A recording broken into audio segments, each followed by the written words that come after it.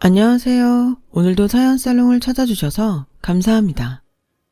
옛말에 여자 팔자는 뒤웅박 팔자라는 말이 있잖아요. 어떤 남자를 만나느냐에 따라 여자 인생이 확 바뀐다고요. 제가 바로 그 산 증인이에요. 올해로 40살이 된 저는 2번의 결혼과 1번의 이혼을 경험했어요. 현재 같은 업종에서 일하고 있는 제 남편은 2번째 남편이에요. 지금의 남편을 만나기 전까지 저는 미래가 보이지 않는 시궁창 속에서 하루하루를 연명하며 살아왔어요. 돌이켜 생각해보면 그 시절을 어떻게 살아냈나 싶을 정도예요. 다시 돌아가라면 아찔할 정도거든요. 제가 첫 번째 남편을 만난 건 20살 봄이었어요. 이제 막 대학에 들어간 새내기 때였죠. 저희과 선배이기도 했던 남편은 당시 대학원에 다니며 저희과 조교를 맡고 있었어요. 처음엔 그저 학부생과 조교, 그 이상도 그 이하도 아닌 관계였죠. 그러다 가까워진 건 문제의 선배가 제대 후 복학을 하면서부터였어요. 저와 한 동네에서 살았던 그 선배는 저희 집에 대해 잘 알고 있었어요. 저희 엄마의 직업까지도요. 엄마 직업을 아는 게 뭔 상관이냐고 하겠지만 저한테는 중요한 일이에요. 저희 엄마가 돈놀이를 했거든요. 엄마는 동네 사람들을 상대로 일수를 놨었는데 그렇다 보니 슈퍼 아줌마, 정육점 아줌마, 심지어 친구 엄마까지 모두 엄마 단골 손님이었어요. 하지만 급하다고 돈을 빌려갔던 사람들은 급한 불 끄고 나면 얼굴을 바꾸곤 저희 엄마 욕을 하기 바빴어요. 세상에 젊은 여자가 창피한 줄도 모르고 벌써부터 돈놀이라니. 저러니 남편도 집을 나갔지. 나라도 정내미가 똑 떨어지겠네. 바람나서 집 나간 아빠도 엄마 탓에 집 나간 것처럼 꾸며서 떠들더라고요. 우리 엄마가 누구 때문에 돈에 집착하게 됐는지도 모르면서 말이에요. 30도 안 돼 바람나 집 나간 남편 탓에 혼자 어린 딸을 키우고 살아야 했던 엄마가 제일 무서웠던 건 바로 돈이었대요. 저 먹일 분유값이 없어서 슈퍼 아주머니한테 부탁해 외상으로 갖다 먹이며 결심했대요. 어떻게든 돈을 벌어야겠다고요. 돈 없으면 하나뿐인 내 딸도 지킬 수 없다는 두려움이 엄마를 돈에 집착하게 만든 거였죠. 그런 엄마의 모습이 사람들한테는 천박하게 보였던 거예요. 아직도 기억이 나요. 저희 엄마를 바라보던 동네 사람들의 경멸에 찬 눈빛이요. 그래서 어릴 때부터 제 주변에는 친구가 없었어요. 친구 부모님들이 저랑은 못 놀게 했거든요. 돈놀이 하는 집 애가 가정교육은 제대로 받았겠냐면서요. 특히 제 또래 아이를 둔 엄마들은 마치 저를 전염병 환자 대하듯 했어요. 제가 자기 애들한테 교육적으로 안 좋은 영향을 끼칠 거라면서 근처에도 못 가게 단속을 했거든요. 애미가 첫 꼴인데 딸년이 뭘 보고 자랐겠어. 안 봐도 뻔하지. 민정이 너 우리 애 근처엔 얼씬도 하지 마. 말도 섞지 말라고. 딸인데 그 피가 어디 가겠어? 아주머니들은 아직 정해지지 않은 제 팔자까지 미리 점치면서 저도 엄마처럼 돈놀이나 하면서 살게 될 거라고 떠들어댔어요. 그중 가장 심했던 게 복학한 선배 엄마였어요. 그 집 아저씨가 회사에서 잘리는 바람에 생활비가 없어서 엄마한테 자주 돈을 빌렸었거든요. 돈 때문에 엄마랑 자주 싸운 탓에 우리 모녀한테 나를 세우곤 했어요. 문제는 그 선배의 입이 자기 엄마 입 못지 않았다는 거였어요. 복학 후 후배들과 공감대가 없어서 사이에 끼기 힘들었던 선배는 술자리 안주거리처럼 저를 씹고 다녔어요. 민정이 쟤네 엄마 돈놀이 하잖아. 동네에서 악덕 고리대금업자로 유명해. 제가 요조숙녀처럼 보여도 알고 보면 지 엄마 닮아서 돈 엄청 밝힐걸? 술자리에서 시작된 그 얘기는 입에서 입을 건너는 사이 많이 부풀려졌고 종국에 가서는 저도 학창시절부터 반 애들한테 돈을 빌려주고 이자를 받아먹었다고 소문이 났어요. 그렇다 보니 처음엔 신경 안 쓰던 같은 과 동기들도 점점 저와 거리를 두기 시작했어요. 심지어 조별 과제를 할 때도 저와는 아무도 함께하려 들지 않을 정도로요. 몇 번 같은 상황이 거듭되자 하루는 조교가 저를 부르더라고요. 제 얘기를 진지하게 들어주던 조교는 일단 소문의 진상에 대해 진위를 가린 후 적절한 대책을 마련해야 할 것 같다고 했어요. 그러기 위해서는 제가 학창시절에 친구들 상대로 돈놀이를 하지 않았다는 걸 증명하는 게 좋겠다고요. 그 얘기를 듣는데 기가 막히고 화가 나서 눈물부터 나더라고요. 엄마가 돈놀이하면 딸도 돈놀이 할 거란 법 있나요? 그런 논리라면 대통령 아들들은 다들 대통령 되게요. 친구들한테 돈 빌려주고 이자 받았냐고 물었죠? 저요? 학창시절 내내 혼자였어요. 돈놀이하는 엄마 둔 탓에 다들 저랑은 말도 안 섞었다고요. 우리 엄마요?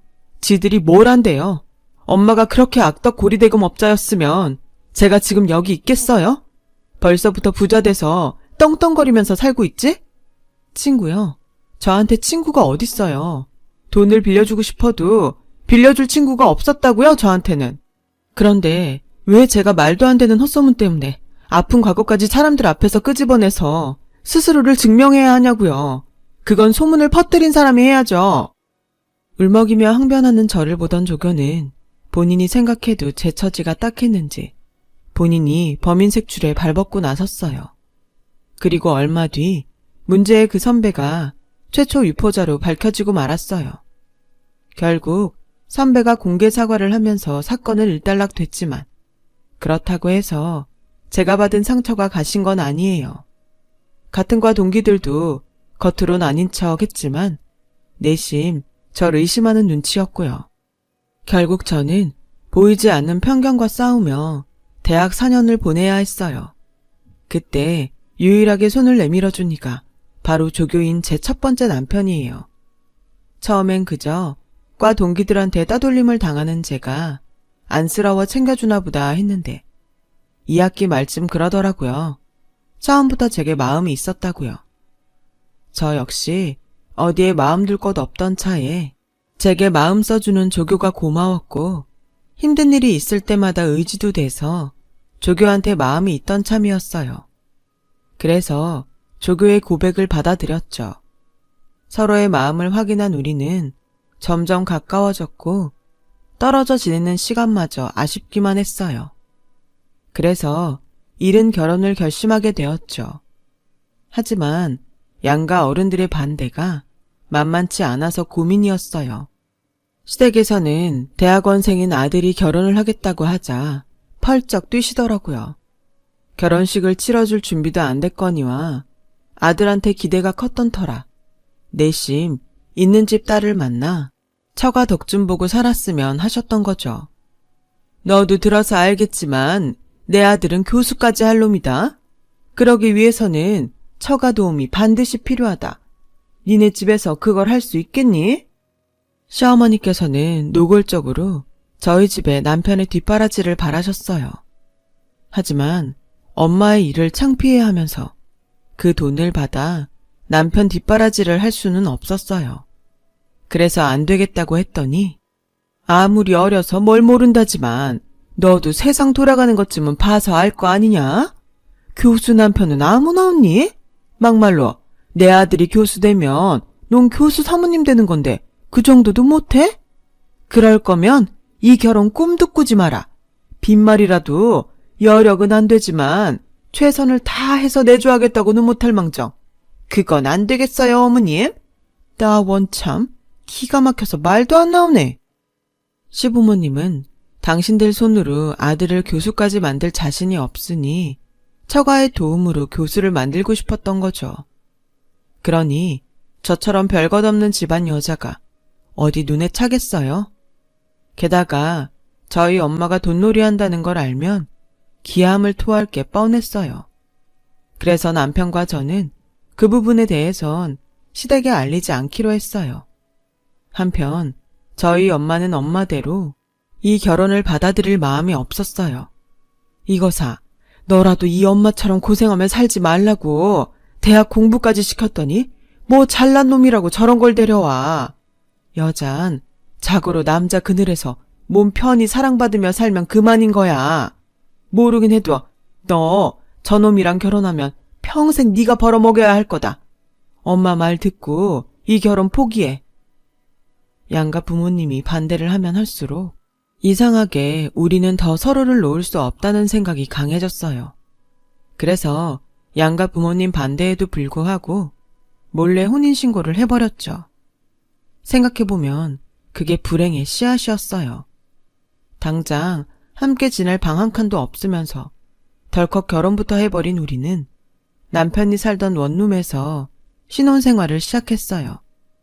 시댁에서 그동안 지원해 주시던 돈을 끊는 바람에 제가 과외를 해서 번 돈으로 월세를 내고 생활비는 남편이 학교에서 받은 돈으로 꾸려나갔어요. 빠듯한 살림에 라면 한 봉지 사는 것도 손이 떨릴 정도였죠. 그런데 어떻게 알았는지 엄마가 제 통장으로 돈을 붙여주셨더라고요. 그래서 돈 잘 받았다고 전화를 했는데 이거 사, 기죽지 말고 살아.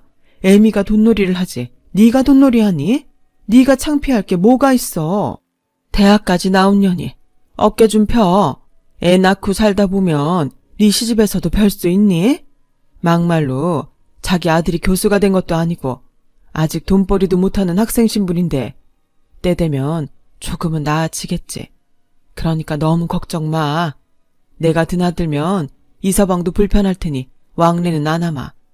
대신 돈 떨어지면 언제든 엄마한테 전화해. 알았지? 밥 잘 챙겨 먹어 이거 사. 엄마는 역시 엄마더라고요. 떨어져 있어도 딸 사정을 누구보다 잘 알고 있었으니까요. 그 후로도 엄마는 제가 졸업학기가 될 때까지 제 통장으로 등록금과 생활비를 보내주셨어요. 결혼까지 한 마당에 엄마한테 손을 벌리면 안 되는 거였지만 목구멍이 포도청이라 염치 없게도 그 돈을 받아 쓸 수밖에 없었죠. 이제 이번 학기만 끝나면 졸업이니까 취직하면 내 손으로 벌어 생활할 수 있을 테니 그때 다만 얼마씩이라도 엄마한테 갚아드리자 생각했어요. 하지만 취업의 문은 쉽게 열리지 않았고 아르바이트를 전전하며 남편 뒷바라지까지 하다 보니 여전히 돈에 쪼들리는 신세였어요. 게다가 남편이 석사 논문 심사를 받는 중이라 은근히 돈이 많이 들더라고요. 논문 심사를 맡은 교수님들께 드릴 선물과 식사비를 감당하느라 카드론의 대부업체에서 소액 대출까지 받아서 매달 카드 돌려막기로 이자를 갚는데 급급했어요. 그렇게 2년 정도 시간이 흐르자 더는 감당할 수 없는 지경에 이르게 되었고 늘 돈 때문에 남편과 싸우는 날이 늘어갔어요. 교수가 된다는 확신만 있다면 이런 고생이 대수겠어요.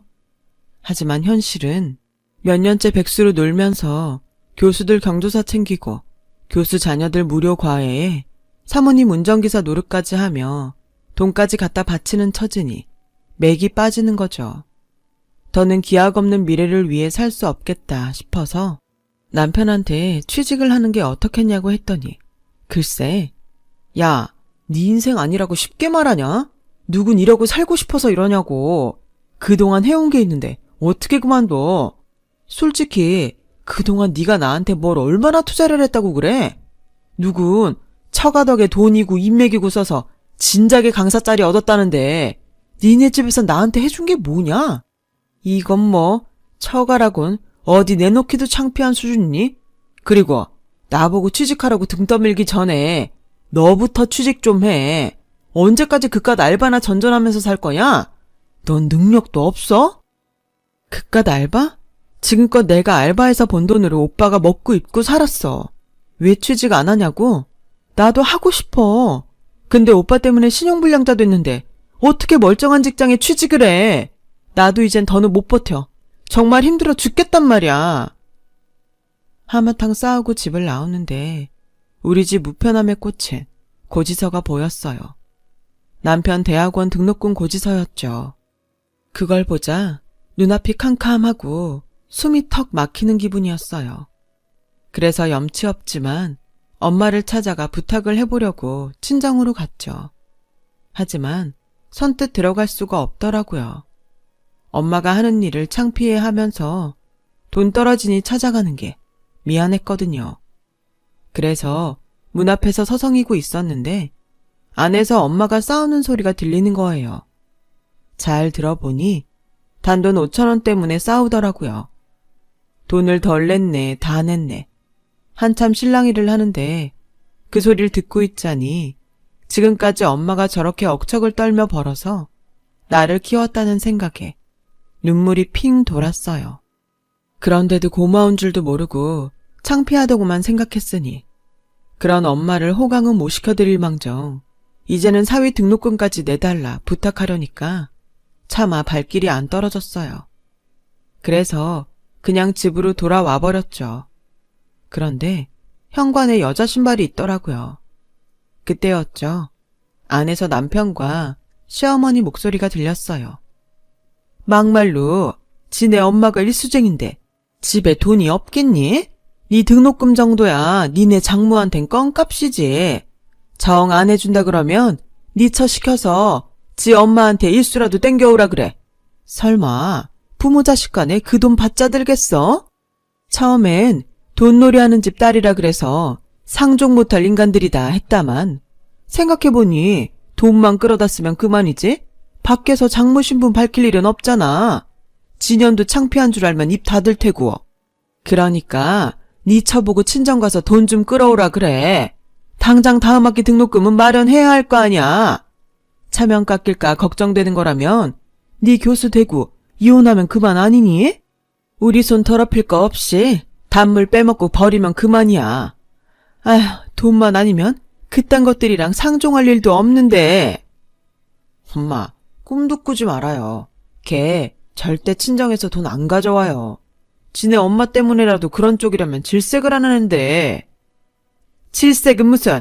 지값게 질색할 게 뭐 있어? 지가 그 애미 피받고 자랐는데. 이미 학교에도 소문 다 퍼졌다며. 걔도 학창시절에 지 친구들 상대로 돈놀이 했던 것도 소문 다 났고. 그런 주제에 혼자 깨끗한 척은? 막말로 지도 그렇게 번 돈으로 지금껏 자랐으면서 남편 위에 그 정도도 못해? 천박한 집안 출신이 고귀한 교수 사모 되려면 그 정도는 해야지. 너도 솔직히 걔네 집 돈 보고 결혼한 거 아니니? 차라리 귀신을 속여라 이놈아. 암튼 민정이 오면 말이라도 해봐라. 친정 가서 돈을 훔치든 달러 이자를 주고 빌려오든 돈 마련하라고. 교수 사모 되고 싶으면 결정하라고 해. 기가 막혔어요. 그동안 내 편이라고 믿었던 남편이 뒤에서 시어머니와 이런 작당을 꾸밀 줄은 몰랐거든요. 게다가 시댁엔 비밀로 하겠다던 저희 엄마 직업까지 이미 다 알린 상태였다니 더 기가 차더라고요. 충격에 다리에 힘이 빠져 휘청이는데 그때 뒤에서 누가 저를 밀치고 안으로 들어가더라고요. 저희 엄마였어요.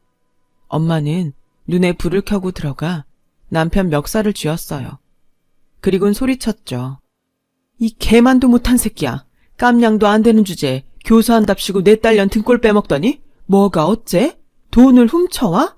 달러 이자가 어째? 단물만 빼먹고 교수 되면 팽하겠다고? 아니 이 여편네가 어디서 내 귀한 아들 멱살을 잡아. 그 손 못 나? 되먹자는 일수쟁이 주제에 어디서 건방지게 장모 노릇을 하려들어? 천박한 게 주제도 모르고. 이 무식한 여편네야. 네가 그러고 사니까 니년 딸까지 사람들한테 손가락질 받고 사는 거야. 네 딸이 교수 될 내 아들이랑 사니까 네가 교수 장모라도 된 줄 아냐? 놀고 자빠졌네. 뭐? 네 아들이 교수? 지 손으로 지 목구멍에 들어갈 쌀도 한 톨 못 사는 주제에 교수는 무슨? 그 대학엔 그렇게 인재가 없다디? 이런 잡쓰레기를 교수로 받아주게? 그리고 뭘 모르나 본데 당신 아들 교수 되는 건 애시당초 글러 먹었어. 학점이 그따윈데 누가 이런 놈한테 강의 짜리를 줘? 그 학교 학생이 그러더라. 당신 아들 학점이 3점도 안 된다고. 그 주제에 교수 같은 소리 하고 있네. 차라리 내 딸이 교수 되는 게 훨씬 빠르겠다. 내 딸은 알바하며 지 남편 벌어먹이면서도 학점이 4점 아래로 떨어진 적이 없어. 왜 이래? 그런데 뭐? 내 딸 피 빨아먹곤 버릴 생각을 해? 미래도 없는 저런 논팽이 뒷바라지만 죽어라 아내를. 어림도 없는 소리 하지 마. 내가 어떻게 키운 딸인데. 니깟 것들한테 팽당하게 둬? 차라리 내 손으로 이혼시키고 말지. 이런 버러지만도 못한 놈한테 더는 내 딸 피 빨리게 안 둔다. 차라리 이혼녀 소리 듣고 사는 게 나아. 그날 그 사건으로 우리 부부는 결국 합의 이혼을 하게 되었어요.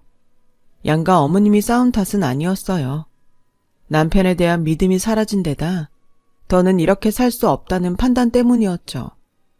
25세 이혼녀가 된 저는 이후 엄마의 도움으로 신용회복을 한 뒤 알바를 해서 유학자금을 모았어요. 그리고 2년 뒤 전공을 살려 미국으로 유학을 떠나게 되었죠. 유학까지 결심하게 된 데는 이유가 있어요.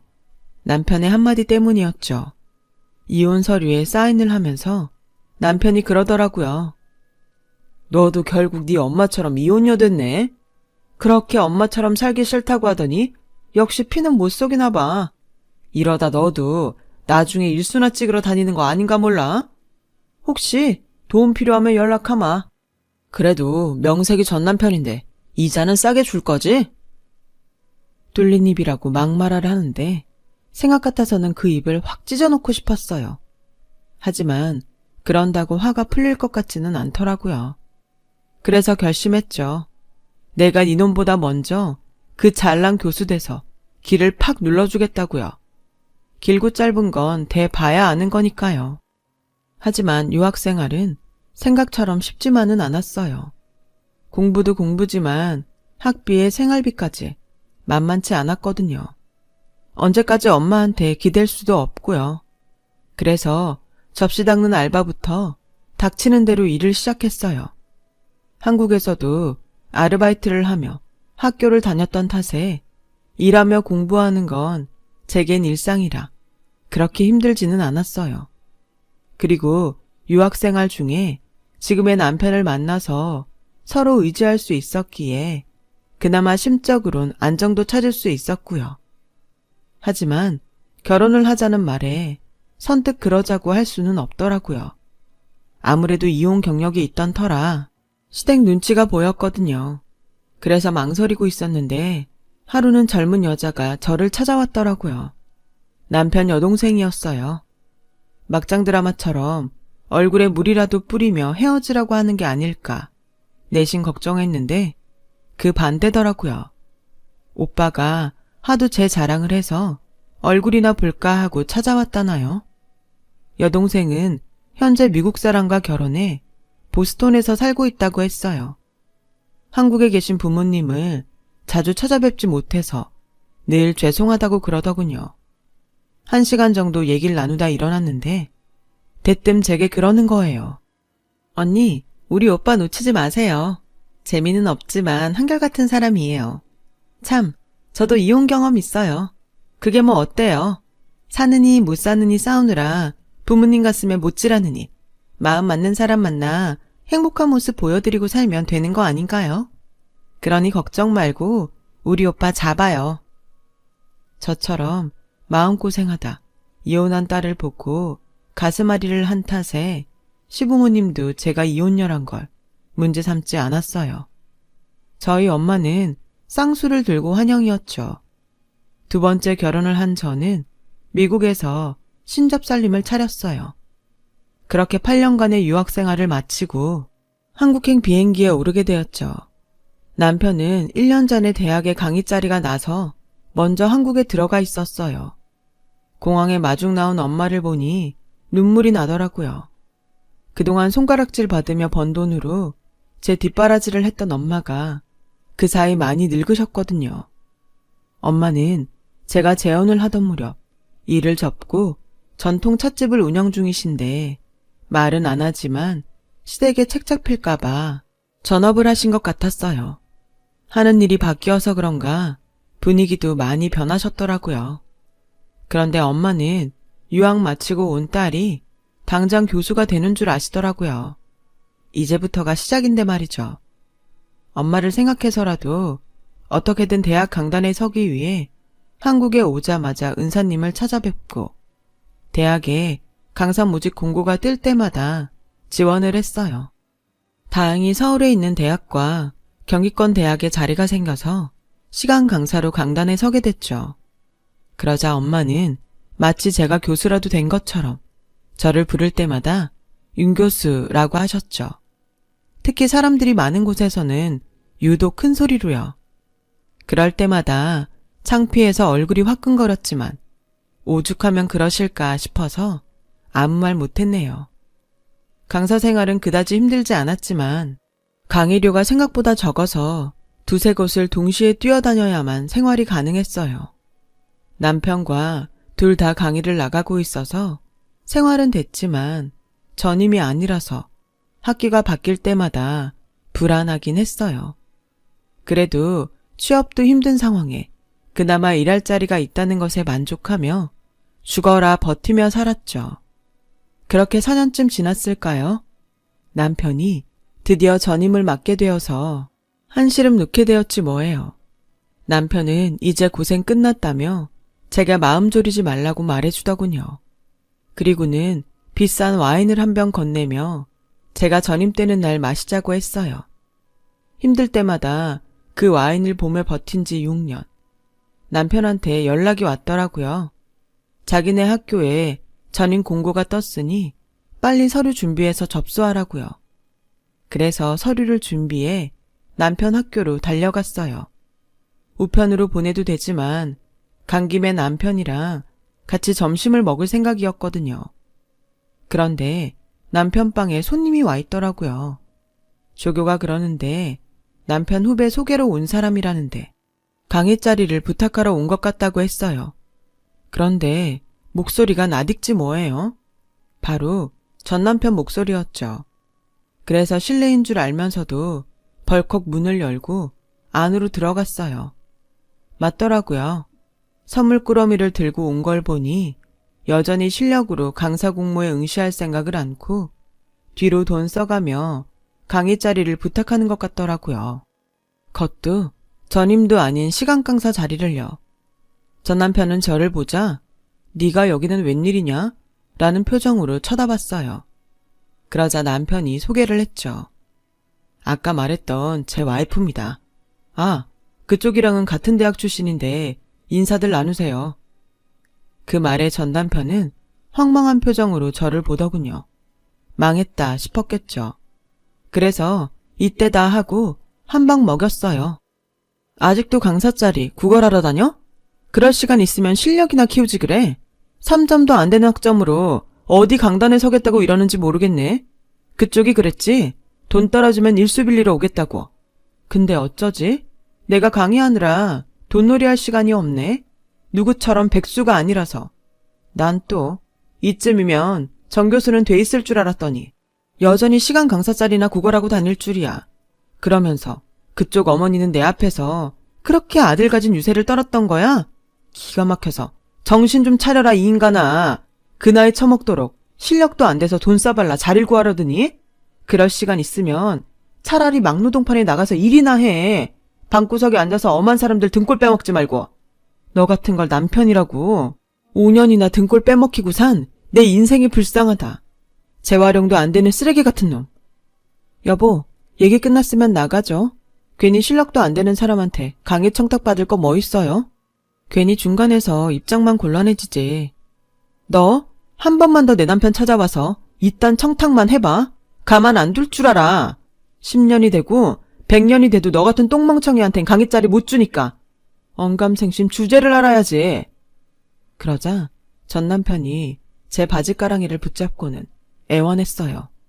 민정아, 아니 사모님, 그러지 마시고 저 좀 도와주세요. 한 번만 도와주시면 제가 그 은혜는 꼭 갚겠습니다. 제발 부탁드려요. 은혜 같은 소리 하고 있네. 네가 뒤통수나 안 치면 다행이지. 그렇게 은혜 갚고 싶으면 나한테 뜯어먹은 돈이나 먼저 갚아. 구질구질한 새끼 같으니라고. 저는 전 남편을 뒤로 하고 남편과 함께 교수실을 나왔어요. 가슴속에 꽁꽁 싸매고 있던 응어리가 한순간에 풀어지는 기분이었어요. 제 얘기를 통해 그 사람이 제 전 남편인 걸 눈치챈 남편은 피식 웃더라고요. 하지만 더 이상 묻지는 않았어요. 그리고 얼마 전 우리 부부는 그동안 간직하고 있던 와인을 꺼냈어요. 제가 전임이 되었거든요. 비록 남들보다 늦긴 했지만 그래도 이제야 비로소 마음을 나눌 짝을 만나 제2의 인생을 살게 돼서 얼마나 기쁜지 몰라요. 이제는 전임도 됐으니 엄마한테도 마음 놓고 윤 교수라고 불러달라고 해야겠어요. 인생 이제부터 또 시작이니 열심히 살아보겠습니다. 저도 했는걸요. 열심히 살아가다 보면 가슴에 품은 꿈 이루실 거예요. 힘내자고요. 지금까지 제 사연을 들어주셔서 감사드려요. 여러분, 사연 댓글에 응원과 현명한 조언 부탁드려요. 좋아요와 구독은 저에게 큰 힘이 됩니다. 오늘도 좋은 일 가득하세요.